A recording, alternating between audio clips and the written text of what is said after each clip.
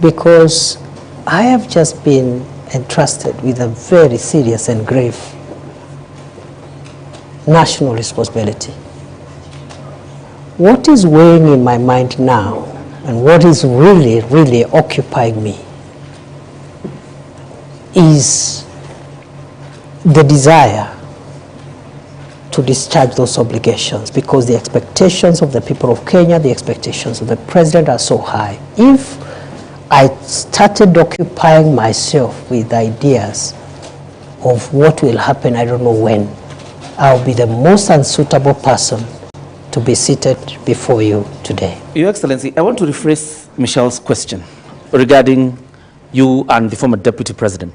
Let's not even go with the qualitative differences. But clearly there are lessons you must have learned from Gachagua's tenure in office. What lessons are those? You know, my friend, you know, in leadership is defined by certain ethos and parameters. And I want to persuade you to allow me not to discuss my brother, the Honorable Gachagua, because he's my friend. And you've not heard me bad-mouthing him anywhere before when he was in this office or even after he left office. So please spare me, because it is not right. It is wrong to start comparing myself with the predecessor or someone who occupied this office now or in the past, or a person who would occupy it in the future. Are you being cautious, Your Excellency? The region you come from is very restive, and it's quite a significant, it has quite a significant portion in terms of votes. Are you being cautious now when I ask you the question of lessons you've learned? Are you being cautious not to antagonize the former deputy president? I have no reason to antagonize anybody. For what?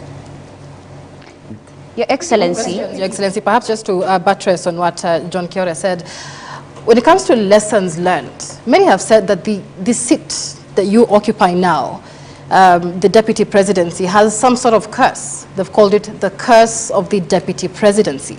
And every individual who's held this seat has had some sort of, falling into political oblivion. Do you believe that you have the magic wand to change this so-called curse of the deputy? I don't believe any seat is cursed. Let's start from there. Secondly, I don't think it is a priority to start thinking whether I will survive in this seat or not. As I have said, what is weighing in my mind, the same way when I became Interior Minister and the North Rift was in that shape, Lamu, Boni was in that shape, and Northern Kenya was that shape. I told myself, including the passport crisis, I said, if I will last here for 1 year, I want to try my best and have these challenges under control. So for me, I cannot start now entertaining myself on what will happen to me, whether I'll succeed here or there. That's not for me to determine. It's beyond me. What is within my reach, what is within my control, is the focus to deliver on the job. As to whether I survive or what happens, that is not within my reach, and I cannot control what I cannot control. DP, we need to move forward to the next topic, but I would like to end this with this question.